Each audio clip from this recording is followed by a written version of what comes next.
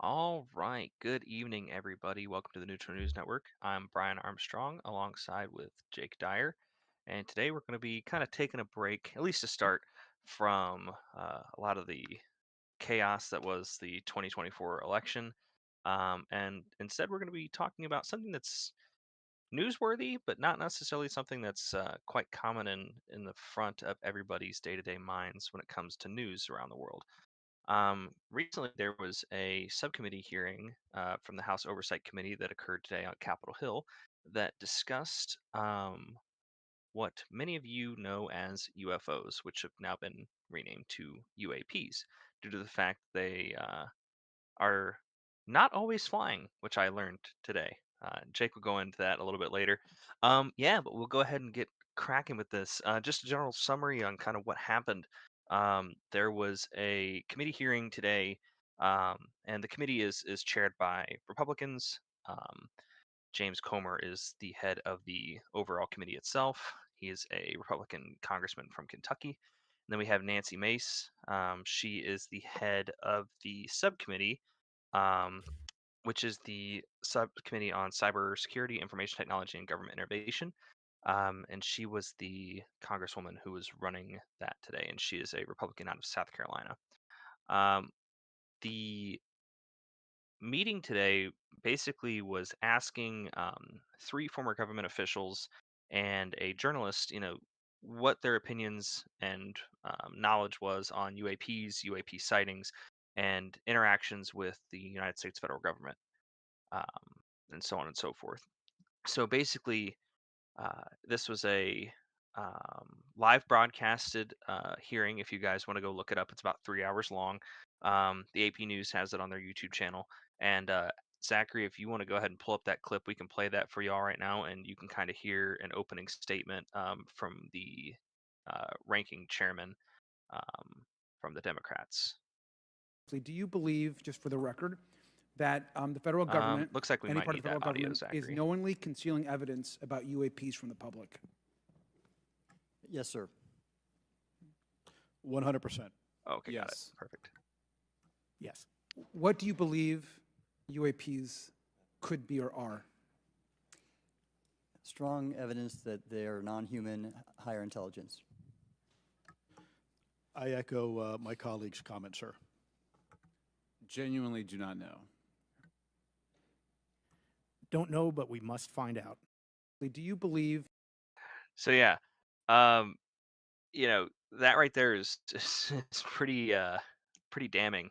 I mean, the fact that these individuals are going in front of Congress and testifying about these findings that they have is quite fascinating in my opinion. I mean, there was a hearing on this last year that kind of really broke the shell on a lot of the UAP and UFO conversations. Um, but these individuals who were here aren't just some conspiracy theorist like whack job who decided to crawl out of the gutters and get some 15 minutes of fame. Like these are former. One is a retired admiral in the Navy. Uh, oh, I just heard some audio there. That was weird. Oh, I had the I had the subcommittee video playing in my background. I was like, I Apologies did for that. not hear anything, Yeah, so that's the voices in my head. No, but one of these individuals is a retired U.S. Navy admiral. The other one worked for the Pentagon for multiple years and was a head of a I think it was AITP, which I'd have to find the complete acronym for that. But he was the head of that committee. One was a former administrator for NASA, and then one is kind of a journalist who goes out and reports stories after he is given information from whistleblowers.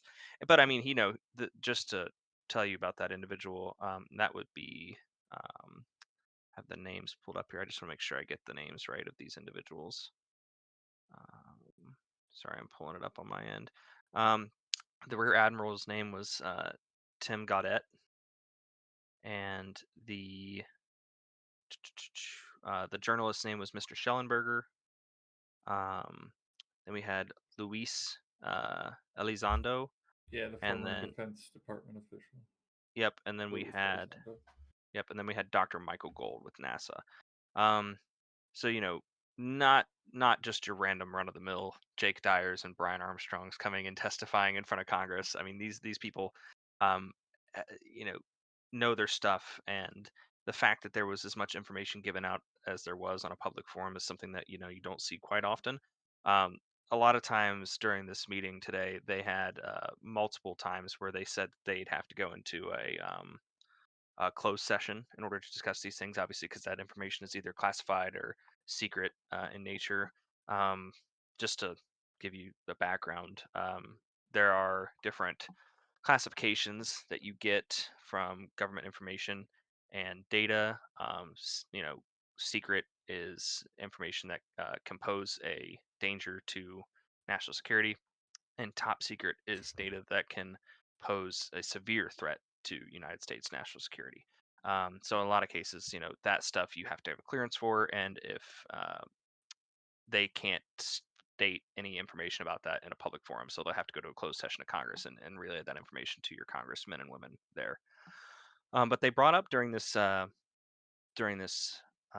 hearing that the the process in general was kind of flawed in the fact that like there were so many times where they asked them questions, they were like, I can't answer that right now, I can't answer that right now. And you could tell that the committee members were getting frustrated because they want the answers for the American people. Both Republicans and Democrats want these answers and they want people to know, but the individuals can't tell them. I feel like So yeah, I was gonna say I feel like no matter what party you're affiliated with, you want these answers. I want to know yeah, this stuff. This is interesting. absolutely. And I mean just the implications that it has on the world as a Mhm. whole. Yeah. Um, just from the technological aspects to the societal aspects, just the fact that I believe at one point, the the Mr. Elizondo straight up said, like, the question was asked, like, do you believe we're alone? And he was like, no. So it's just like, yeah, and there were multiple times that these individuals stated on the record that um, obviously they believed that there was extraterrestrial interactions, things not of this world that were encountered. Um, and I mentioned this earlier, and this was brought up during the hearing as well. But just so you know, just to give you an idea of kind of like what we could be dealing with, like in regards of technological differences here, they brought up a great example with G forces, which G forces are the amount of force that is put on a person, when they're flying aircraft, things of that nature, or even if you're on a roller coaster. It's the amount of force that's being, pressed on you from the Earth's gravity. So, like, as you're rising rapidly, the Earth's gravity is Hey, pushing down on you, and same hey vice Brian, versa. What's up?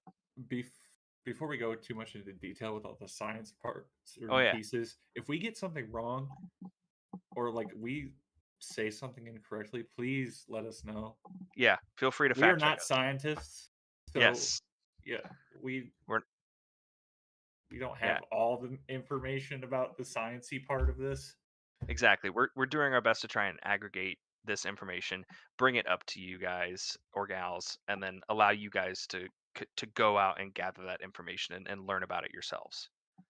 So, um, but yeah, so going back to that, so when you're standing on your 2 feet out in front of your front lawn, that is one G-force. You are experiencing one G-force at all times because that is the force that the Earth is pulling down with on you. Um, so usually humans can sustain for a short period of time up to 9 G-force before you start, having blackouts, redouts. Blackouts is basically where the blood rushes down from your head. Redouts is where the blood rushes to your head. And then that usually leads to loss of consciousness. And sustained periods of that force can lead to you um, potentially losing oxygen to your brain for a sustained amount of period of time and causing death. Um, so a lot of pilots usually top out at 9 to 10 G forces in the Air Force or the Navy, whoever's flying, in a sense. Um, and during this testimony, they mentioned that the F-16 Fighting Falcon, one of the United States Air Force's aircraft, um, usually loses structural integrity from anywhere from 16 to 17 G force. So obviously stronger than any human can pull G force wise.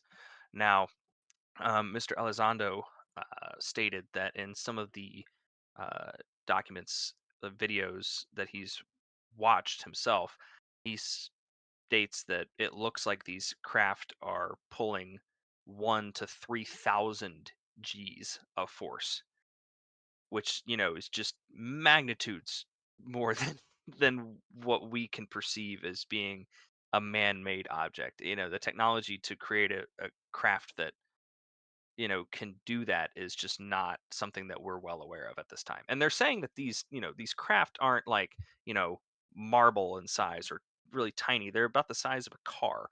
So they're not small. um it's Definitely very interesting. not small in the fact that they can still move that fast Yeah, absolutely. Uh, without breaking their structural integrity, like you said.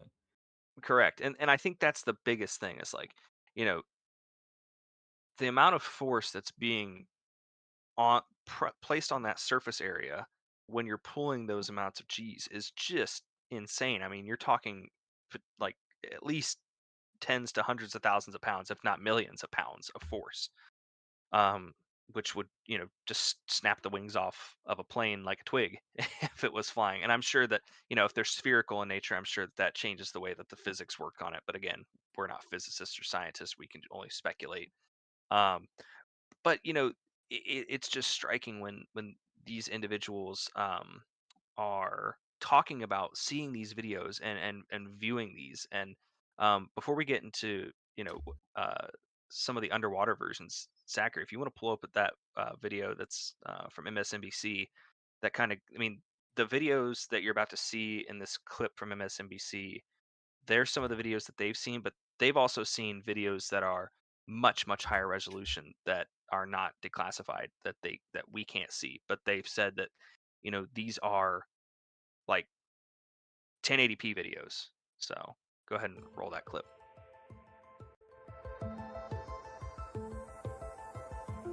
And these videos were declassified last year during the hearing. So. There's a whole fleet of them. Look on the ASA. My gosh. They're all going against the wind. The wind's 120 knots from the west. Look at that thing, dude.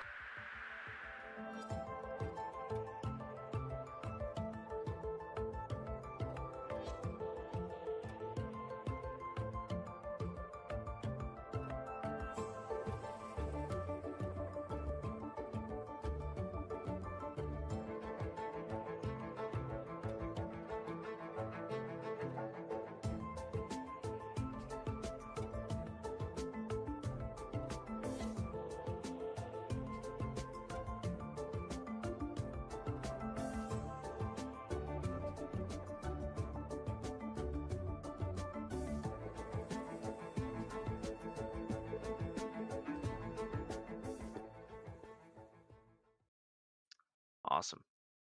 Yeah. So again, these images are still pretty clear, and you can see that a lot of them are taken via infrared technology and usually cockpit mounted cameras from the aircraft that they are attached to. So, but yeah, Yeah. I would say we'll crack into. Jake's got a story on some of these UAPs, but this one is underwater in nature. It's And it's I'll and let it's him not go so on this one. it's not so much about a story, I would say. It's more of like that we are learning more about UAPs in the water and that that phenomenon. We always thought, oh, they're going to be flying. It's in the air, but Right, they're from so space, right? right, yeah, they're from Yeah. space. But so the hearing highlighted that UAPs are often spotted near oceanic military training zones where military aircraft and naval vessels are engaged in various exercises. And it's been, according to the hearing, that they are showing the same unusual movement patterns that the flying UAPs um, were showing, such as sudden acceleration, sudden stops, and rapid changes in direction, where were frequently reported in the coastal areas. Um, some of the objects observed near the ocean have been able to dive into the water at incredible speeds, raising questions about their why they're here, what they're doing, and that was kind of something the hearing touched on is why. Like, And I just want to interject here for a yeah, go quick for it. second. So, another thing that kind of raises just the light bulb in my head is that, you know, if these craft are disappearing into the water, right? Hmm. I mean, we've all probably taken a dive off a diving board with our stomach too far close to the water's surface, right? Like that's when you do that, the pressure that you, a 200 some odd pound person, jump and land flat into a surface of water like that, Yeah, that's like hitting concrete, you know? yeah, So and the the fact fact that that these they can do that at that great of a speed without taking any structural damage is insane, insane. unexplained for sure. Yeah, yeah. But anyways, continue. Um, the hearing raised concerns about the implications of for underwater defense systems and the potential for these objects to be potentially a risk to our national security. Um, this could mean lawmakers discussed the potential threats to naval operations posed by these UAPs. They also expressed concerns about the possibility that foreign adversaries may be exploiting these advanced technologies to operate undetected in U.S. territorial waters. So Mhm. a UAP doesn't necessarily mean like aliens. It came from space. Correct. It's we don't know. Correct. So Hi, I Morgan. mean, Just saw your comment. Uh, in what regards are you saying that you never thought about that? Was it in regards to the UAPs, or was it like it hitting the water, or what in specific? and Be something interested to see. something I was thinking about too, Brian, was what so these what if they were there they've been in the ocean the whole time. The ocean is such an unexplored Hmm. part of our earth Yeah. that what how do we know that they've been there like submerged, dormant, whatever, like an ancient civilization? Like how do you that's just something I was thinking about. It's insane to think about now because of all Right. this new like information that's coming out about it. Yeah, and I think it really is. Oh yeah, awesome. Thanks, Morgan, for clarifying. Yeah, because that was one of the things that once I thought about it, that struck me as insane was just the fact that they can hit the water at that high rate of speed and not damage their craft, and they seem to do it with ease. Um, Yeah. but but yeah, and I think there's always been the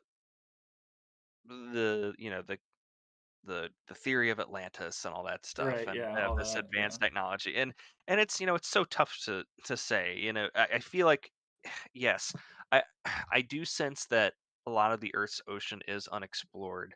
But we do have a pretty good map of the sea floor of the ocean, and I feel like we would have detected something like that had it have been that case. I think whatever it is, I think that it knows that we can't track it very well underwater. Sonar is Yeah. only so good so far. So I Hmm. think the more plausible, let's just say if it is aliens, right? If it's Right. if it's Yeah. Hmm. crazy hair, tinfoil hat, if it's aliens, which again, it's not such a tinfoil hat theory because these, These. federal officials are saying so.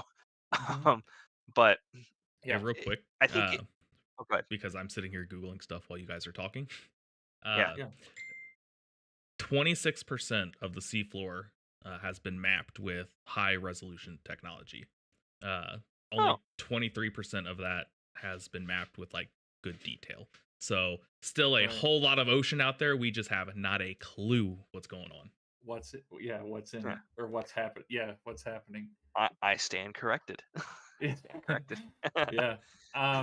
But I mean, in conclusion, the the hearing provided new insights into like we've been saying about that growing body of evidence suggesting that oceanic UAPs and that the activity that they're seeing, these weird phenomenon, are I I mean they could be a concern for national security, or even like people are going to want to jump on this information and try to like y- get the scientific research, get that technology.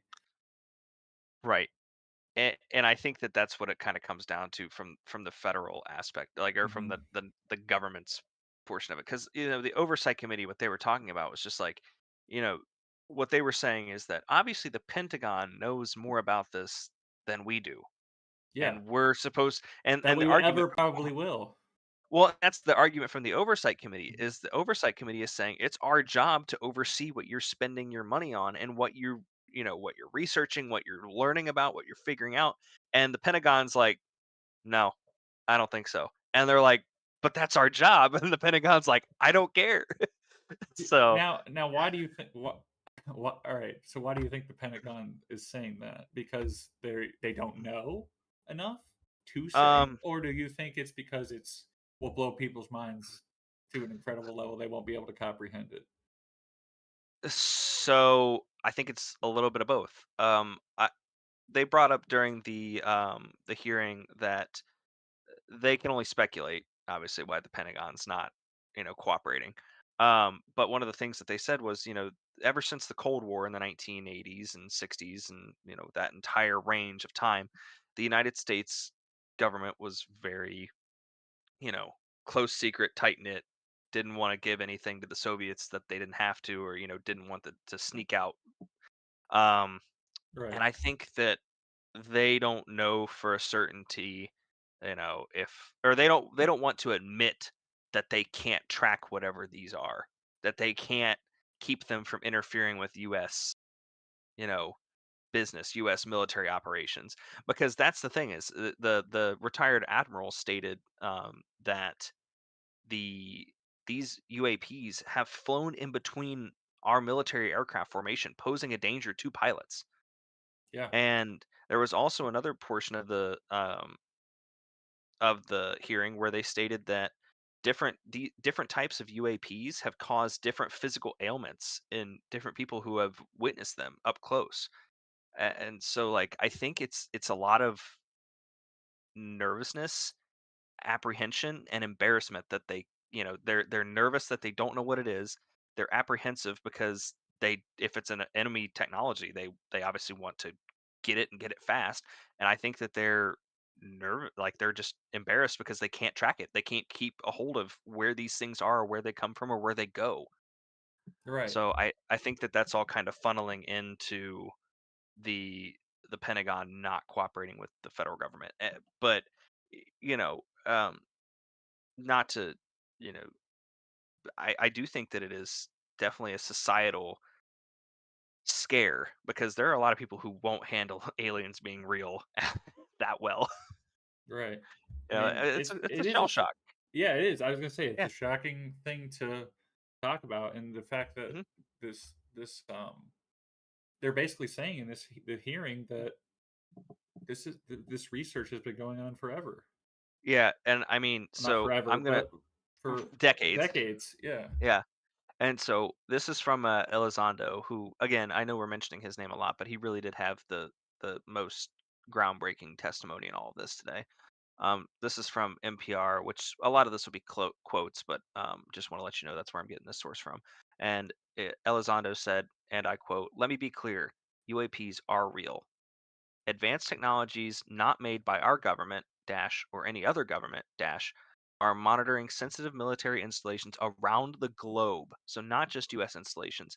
Furthermore, the United States is in possession of UAP technologies, as are some of our adversaries. Therefore, you know, these technologies, they're they're out there already. They're in the control of multiple governments. They go around the globe. And there's been some speculation that some of these things are drones made by private contractors and things like that, and that's totally possible. It's totally possible that some of these UAPs are simply drones that are made by private companies that aren't under the jurisdiction of any one nation. Um, Yeah, but just go off what you're saying. mhm, Um, in this article from DC News Now. former NASA Administrator Michael Gold testified, said the vast majority of the unidentified objects are likely drones or experimental aircraft. Yep. Yeah. But he says some of them are anomalies, and that's the anomalies are what needs to be studied. Yep. And one of the things you guys were talking about earlier with the, how would society take it if, suddenly we did find out aliens are real? Think about all the movies out there. There are very few that paint, any kind of alien attack, invasion, or whatever, in a positive way. It's almost a whole lot of destruction before we finally do something useful. So that connotation in some of the biggest movies is something that's going to stick around. And as soon as somebody says, "Oh, aliens are real," they're here, they've been here, whatever. It's where a lot of people's minds go to. Yeah, yeah, That's true. Mhm. And so, actually, to build off that, Zachary, I saw something from Neil deGrasse Tyson the other day, and he just brought up this as like a kind of a philosophical argument. He's just like, maybe we see aliens as hostile all the time because we see them as reflections of ourselves. All throughout human history, the person with more advanced technology conquers the person with less advanced technology, and that never goes well for the person with less advanced technology. So maybe we're just seeing aliens as a reflection of ourselves in these movies that we, perceive them as bad people. Yeah. But Except but Alien vs Predator, where the predator helps the human out at the Yeah. end. And I've think never about seen it that movie, but Oh, this way too. If you're coming a long way for a planet or something, you're coming for a reason. 90% chance, like most of history, you're taking someone over because they have something you want. They're coming here. There's probably a reason, and it's probably not just to say hi. Now, that doesn't mean they're coming Doesn't here mean straight it's up to kill negative. us. Right, Yeah, to right. take our Right. stuff. They may want to Right. just work something out. We're in full on conspiracy land now, but this is fun. Yeah. This is so. Hey, I'll But be yeah, honest with you guys, and whoever's watching. This is so much more relaxing than the election coverage, so I'm okay with it. Oh yeah, for now, like this is it needed a break from all of that. Yeah, but anyways, continue, Zachary. Brian and I have talked ourselves to death about It's true. politics and the election and all that stuff. I will say, Cole, run that calculation on a object the size of a small sedan or like a normal car, and see if you can calculate the surface area of that car and then what that force would be on that car. But go ahead and continue, Zachary, with your full-on conspiracy land discussion. no, I mean that was Cole's mostly like the it. perfect person to be in here. Okay. Yeah, like Yeah, they I appreciate the physics. they like they can come and just be like, hey, can we work something out? You got something we want. uh if they're here, good chance they have the technology to help us out a little bit. So it could just be a trade thing. They don't have to be mean, but that's They could be how they're they regularly could be painted. studying us just as Yeah. much as we're Right. trying to study them. Yep. Yeah. But Yes, again, it was Morgan. Again, this hearing just is a fact that they're here and that these respected people in our government are testifying to this. Right. It's like this is a this is a testimonial where they are literally going in front of Congress. They are testifying that this information is true and accurate, and then they're going to closed door sessions of Congress afterwards and talking in more depth about secret information. Like, um, definitely fascinating stuff. I've got some more. I've got another exchange that was brought up during this hearing. So um, this is between Elizondo, again, with Representative Nancy Mace, who is the chairwoman of the subcommittee. Um, and she suggested whatever the UAPs are, the U.S. is intent on learning more about them, including efforts to recover objects that might crash. And her first statement was, and this will just be like a back and forth conversation: has the government conducted secret UAP crash retrieval programs? Yes or no? Elizondo, yes. Okay, back to Mace. Okay, were they designed to identify and reverse engineer alien craft? Yes or no? Elizondo. Yes. back to Mace. Are you read into secret UAP crash retrieval programs? Mace later asked. Basically, read into is I think if he knows more about any specific um, programs, like and what they consist of. And his response was, "We would have to have a conversation in a closed session, ma'am. I signed documentation 3 years ago that restricts my ability to specifically discuss crash retrievals." Um, and so, um, Jared Moskowitz, who is the ranking chairman, um, he made a funny joke, but it's a good joke and it makes sense. He said, "This is Moskowitz talking to Elizondo." He said, "Quote: You specifically said the document said you cannot talk about crash retrieval." Moskowitz said, and he said, "Well, you can't talk about Fight Club if there is no Fight Club." So basically, he's saying that why would they have you sign a document saying that you can't talk about this if it didn't happen, Right. right? They're not going to have you sign documents saying you can't talk about it if it doesn't happen. So, Right. Yeah. and then he said correct. Elizondo said correct. Hi, And Chris. then, Thanks for joining. oh, appreciate it. Hi, Chris. And then we've got here, Mace noted that in his testimony, Elizondo stated that the advanced technologies, quote, not made by our government or any other government are monitoring sensitive military installations around the globe, unquote. And this is Mace again. Quote, if these technologies are not made by any government, who's making them? Are these private companies you're implying, or is this non-human intelligence? Elizondo replied, quote, it may be both, unquote. So yeah, a lot of this was just pushing on more transparency from the federal government. A lot of times that's what these hearings are about. I mean, this is a bipartisan committee, so these are both Republicans and Democrats who are simply asking for more information um, to either be disclosed to them or to the general public writ large. Check your math. Uh, Cole, well, yeah, I know we're talking air resistance. I was just wondering, like, if if you could calculate a simple surface area, and if that would be like an easy ask. If not, no worries. Um, Yeah, like but yeah, the surface area of like the craft entering the or like, water or just or like a normal exiting. car. Yeah, or a car. Like, what's Car. Okay. like, yeah, if you Googled like what's the surface area of a car, like, and then just we went with that. Let's just assume that that's correct, or at That least size close of the to the right number. craft. Yeah. Yeah. Right. Yep. Like a Uh, baseline for the size of the craft. exactly. Um, Now, Jake, I don't know. Did you do individual research on the underwater um, UAP that they were talking about during the hearing? Because Not if the not, I can exact talk about one. that. I couldn't. I tried to pull up some information, but I couldn't find it, unless it's from the hearing. So I Okay. don't have any notes from the hearing Yeah. besides what we've discussed already.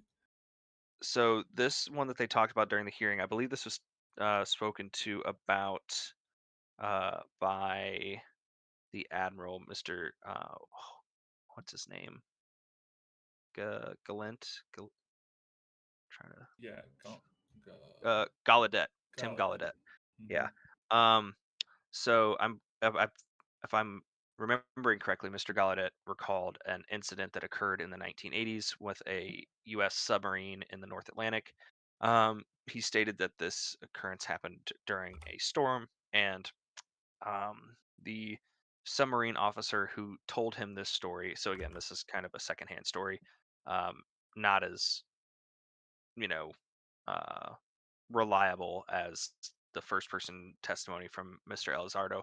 Um, but the statement that he gave was that while in the submarine, they detected a what they believed to be an object traveling about the speed of a Russian torpedo Oh underwater. yeah, yeah. I Yep, remember talking about this yep. earlier. So this object traveled fairly fast, larger than uh, any vessel can currently travel underwater that we are aware of, because torpedoes travel faster than any sub. That's why they're good at sinking subs. Um, and this torpedo was on a direct course towards the sub, and then it tailed off and followed in the wake of the sub um, for quite some time before eventually tailing off and disappearing. Um, very strange behavior. He stated that that doesn't make any sense. He wasn't aware of any craft that had the capability to do such things. And he also stated at some point, I don't know if this email was directly involved to the submarine issue or if this was for an aircraft incident, but he said that there was an email where he said an individual used the word stalked um, regarding a UAP and a piece of U.S. military technology, or a U.S. military asset, whether that be a sub or an airplane. But yeah, so again, very very interesting behavior, but just and it's like it's so fascinating because me personally, I want aliens to be real. I just think it'd be cool. I'm a huge science nerd, and I think Y- just the as long as they don't blast me into smithereens. But uh oh Yeah. oh yeah, I see you just pulled up that Immaculate Constellation Yeah, document, yeah, Zachary. You want to talk about that? give that document a gander. Basically, uh, uh, Nancy, was it Nancy Mace? Yeah, she's Yeah. during this whole hearing, she was talking about this document, and while she's talking, someone told her that if she keeps saying Immaculate Constellation, she's going to be put on a list, and she's like, "Well, come at me, bro." Wow. So basically, this, from the quick glance, it's basically the use of military and intelligence resources to document UAPs. Uh, but a lot of the stuff that this program has documented was not lawfully reported to Congress. So it's 11 USG 11 imagery pages, but intelligence. it's interesting. Yeah. Interesting. USG maintains imagery intelligence databases accessible to personnel with appropriate security clearances and mission need. These databases are scattered across various organizations and services, leading to fragmented ownership structure. This dispersion complicates the timely and comprehensive gathering of IMINT related to unidentified aerial phenomena, UAPs. Control over access to these datasets primarily reside with the military intelligence enterprise, the combatant commands, and the armed services, and individual program managers. Just So something that stood out to me. I also just want to just state, and this is a joke, but I'm not suicidal, so just saying, if I get put on a list. I mean, this is all I'm, public information. well, uh, it is now. Yeah, it is now. I don't know. I don't Yeah, know. right. It is Hey, look, now. she's the Yeah. one that posted this document on her like government website. So Yeah, Mace. if anyone's on the list, this is a her problem. We're just here. Yeah, we're just Yeah. seeing what she put on here. Yeah, Yeah. this is a Yeah. crazy document. Is this crazy? Because examples of defense HMT We should. close encounter. So I know I'll pick one here to read off. Mhm. Just because for all intents and purposes, for those who are in the audience listening, the F-22 is widely known as the United States' most advanced fighter that we have. We have the F-35 and the F-22. F-35 is more of an all-purpose fighter. The F-22 is our air superiority, air dominance fighter. And right now, this story or this report that's in this document that Zachary shared with us, and we can, I'll we can potentially I put the link in the chat. put the link in the chat. Perfect.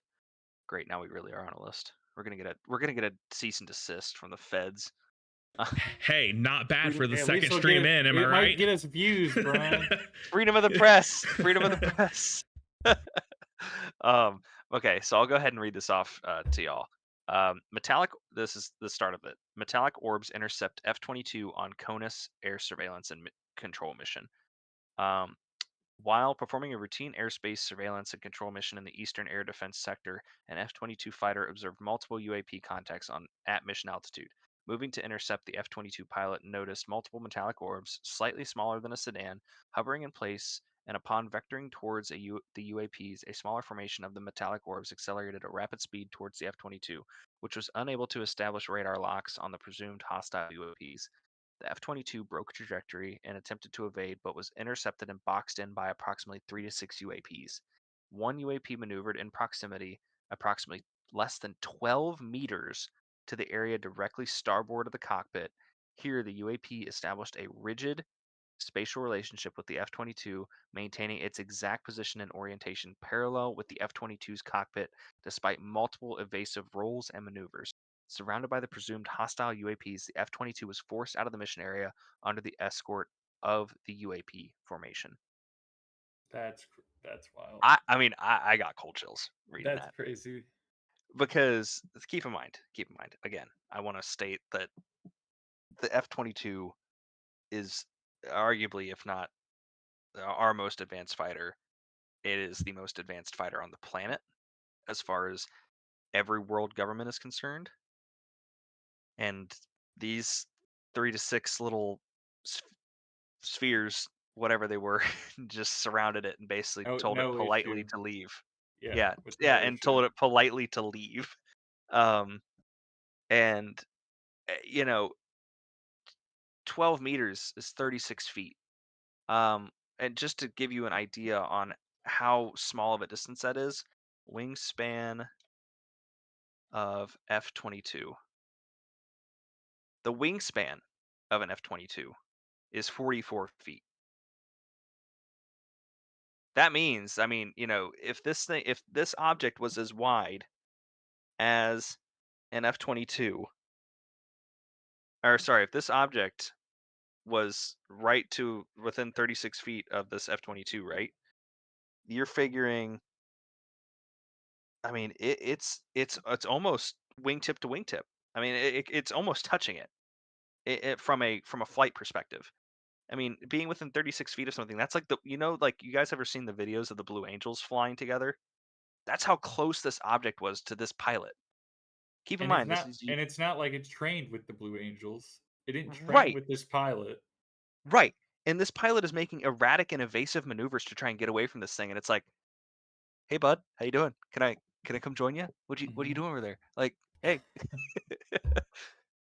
But yeah, it's just fascinating. And again, like this is just one of these. And the That fact that and the fact that I just am blown away that these officers, and I'm just gonna keep saying this the whole show, but these like officers, these highly respected people are saying this stuff. correct. These are not This is these are not just not Joe Schmo on the street that saw a plane or a UFO or UAP. right. Right. Also, I noticed our viewers went down, so we're definitely getting flagged by the feds. They're Oh yeah. throttling this hard. It's game over. Oh, down to 3 now. It's Joe over. Oh, back to 4. Oh, yay. But yeah, so um just just absolutely banana stuff. I'm actually going to take time after we're done here Probably and read read more. about this. That's what Yeah. I'm gonna do. I'm probably gonna read this whole document.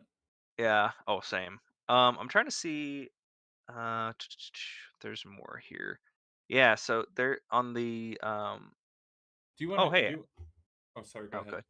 No, you're good, Brian. Go ahead. I was going to say on that NPR story that I was reading off of earlier, they actually talk about Immaculate Constellation, and also they talk about that F-22 story. Literally the one that I picked out. They talk about that in the NPR. Oh, do they Um, really? That's cool. yeah. Let's see. Schellenberger's public news site. The government is operating an active and highly secretive, unacknowledged special access program. Now, okay, I want to take a step back from the UFO stuff here. Okay, Hmm. so this is for whoever's still watching. the federal government, and especially the Department of Defense and a lot of the U.S. are like the U.S. military apparatus. Let's just put it that way. Um, they operate many um, programs, some that we know of, some that we don't know of. Like right now, we know that the SR-71 was the former, the Blackbird. That was the plane that we used during the Cold War to help with advanced surveillance. Same thing with the U-2, things of that nature. We know for a fact that the SR-72 is actively in development right now. We don't know what the stages of development that it's in. We don't know what it looks like. We don't know all of these things, but we know that it exists. We know that it's real, right? Now, if you remember when the United States completed the operation to kill Osama bin Laden, we I see where you're conveniently going. lost a helicopter during that operation. Um, and pictures of that helicopter were captured after it was downed, and the federal government to this day says that that helicopter does not exist, even though there is photographic evidence of that helicopter being shot down because it is part of a secret program that doesn't exist, but it does exist, and the helicopter does exist. So there are programs out there, and obviously, I mean, I'm sure that comes to no surprise to many people. There are secret programs out there that the federal government just doesn't tell anybody about. It's just this one goes a little bit farther than a secret special issue helicopter, right? This is some crazy shit.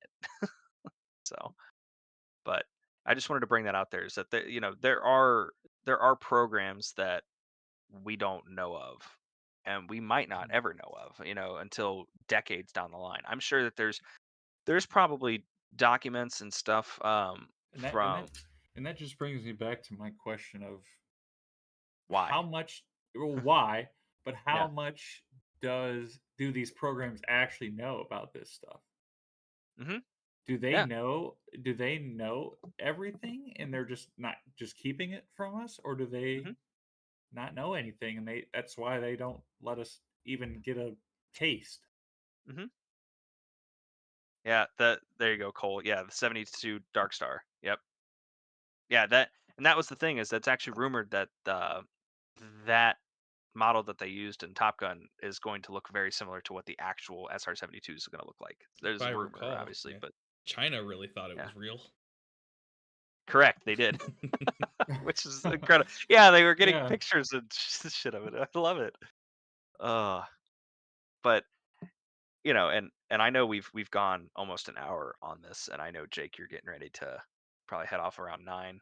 Um, Yeah. I mean, if we're gonna keep going, I'll just keep going for a little bit after 9. but yeah, I mean, we can keep I, talking about this. I know we talked about the election coverage, and we can, if anybody in the chat brings up that they want to talk about the election, we can absolutely do that for a little bit. But I know we've had we've had some fun for once in the past week. So yeah, it was nice to take a little break and yeah, because believe it talk or about not, something yeah, Zachary, newsworthy. Jake, and But I we all talk about politics behind the scenes. So I'm sure that we don't typically talk about aliens behind the scenes, but now we might have to start. yeah, yeah. I mean, it's just this is not the last we're gonna hear of information, I'm sure, Right. coming out about it. And I know, this also goes to our audience here. If there's something that you guys want us to cover, it might not be like, flashing in the headlines right now, but if there's like a certain news topic that you want us to talk about, feel free to bring that up, and I'm sure we can gather some content and talk about that. Whether it's more secret slash not secret, military stuff. I mean, there's a lot of information out there that people don't know that is publicly available, but still is not very um, well-known Yeah, stuff. Cole, I was actually reading about Grush's stuff. Is that how you say it? Grush? Yeah, I think it was Groish Grush? or something like Grush? that. Grush. Grush? Yeah. Okay. I was looking at his stuff from last year. It is crazy, and then it come around this year, and then you hear more stuff. It's insane. Very interesting. I'm curious to what else we're gonna find out. Yeah.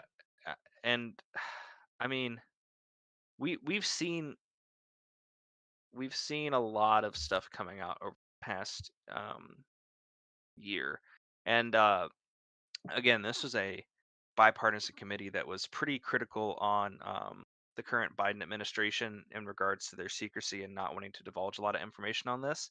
Um, Trump has come out and said that he's going to try and relax some of the restrictions on these efforts, which, I welcome that. Mhm. Honestly, I think that as long as it doesn't adversely affect U.S. national security, why not?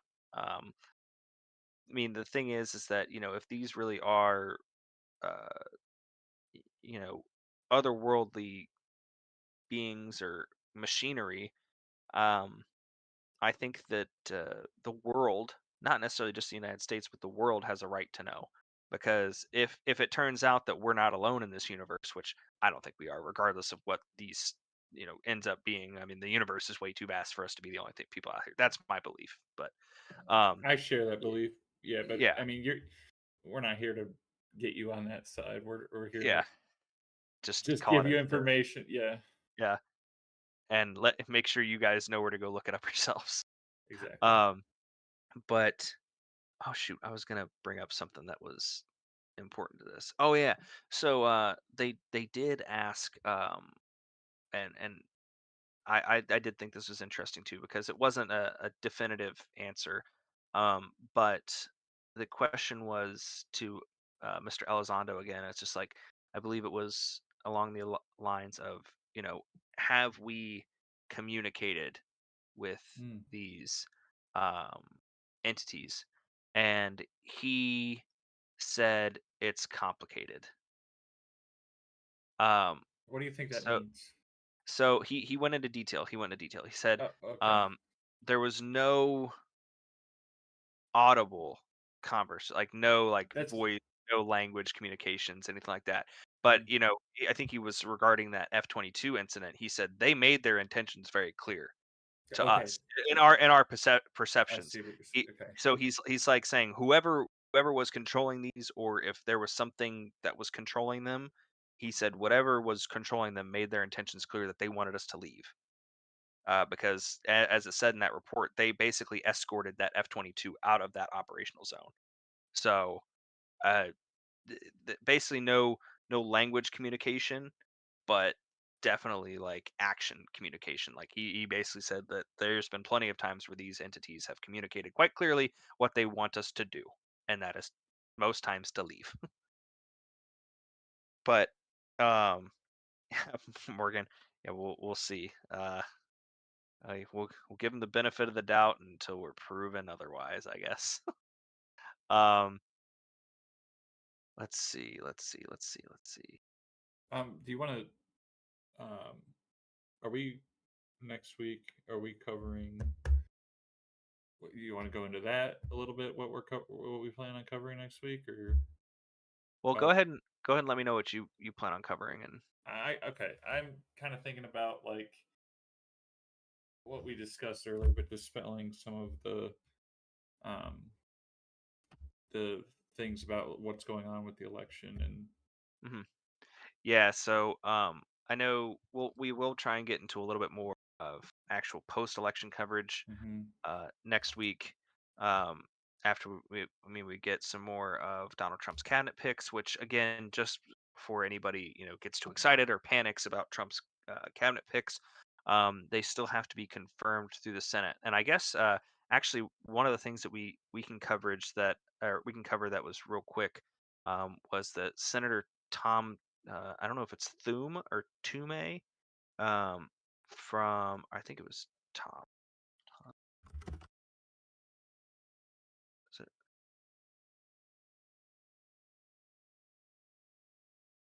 John Toon, sorry, John Toon.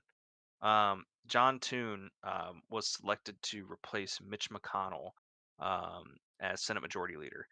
He's been the Republicans' whip, which is basically second in command, uh, for quite some time now, and he was kind of the front runner to replace Mitch McConnell. And honestly, out of the group of individuals who could have replaced McConnell, he was probably one of the most moderate to neutral picks. Um, the others were John Corn and Rick Scott of Florida. John Corn, I believe, is from Texas. Um, Toon is 63 years old. this information I'm pulling from PBS, by the way. Um, he's 63. He's in his fourth Senate term, and he has promised to work closely with Trump, despite the differences that the two have had in recent years. Um, but there have been instances where they have separated on policy and have separated on their overall vision for kind of what they want uh, to happen on different things.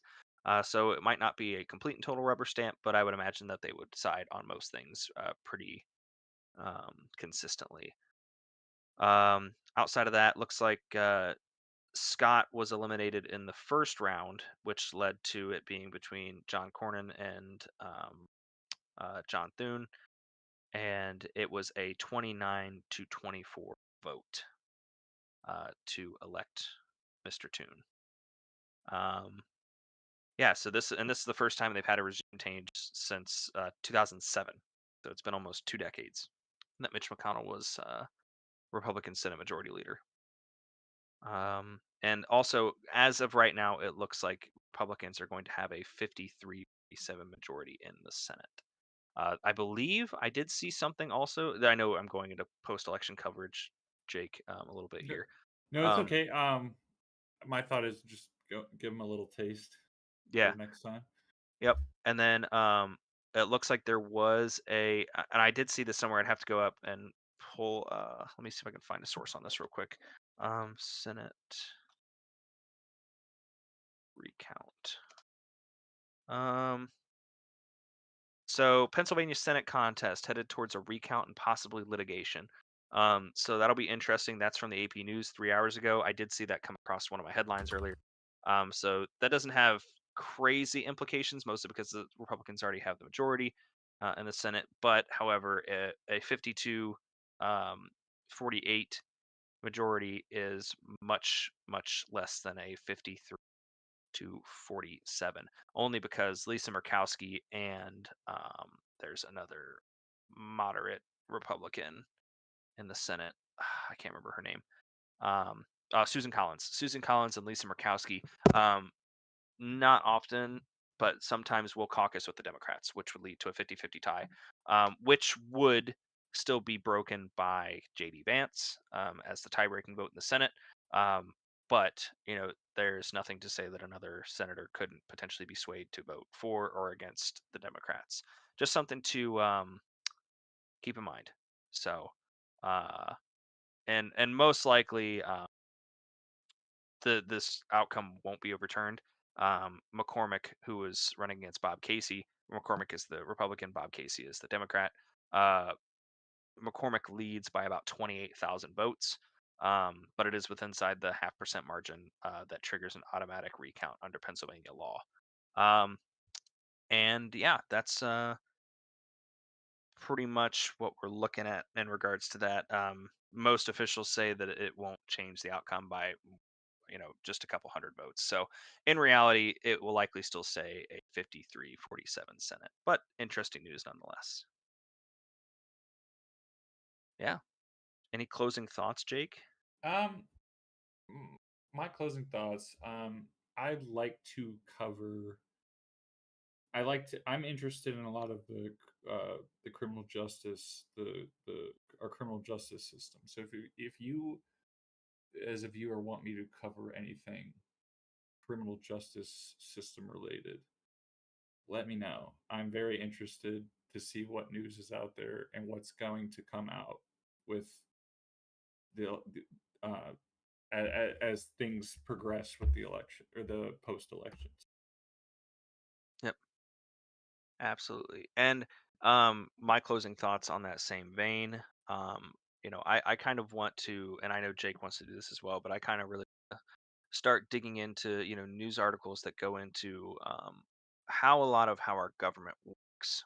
And I mean, I know we Yes. kind of went over that today with these committees and these subcommittees, but there's a lot of things that go on out there that there's a lot of misinformation from both sides that you know really try and work uh, in information to say like, oh wow, this is this way because it does this, and this is this way because it does this, and this. When in reality, it's either a lot more simple or a lot more complex than what it's actually turning out to be like.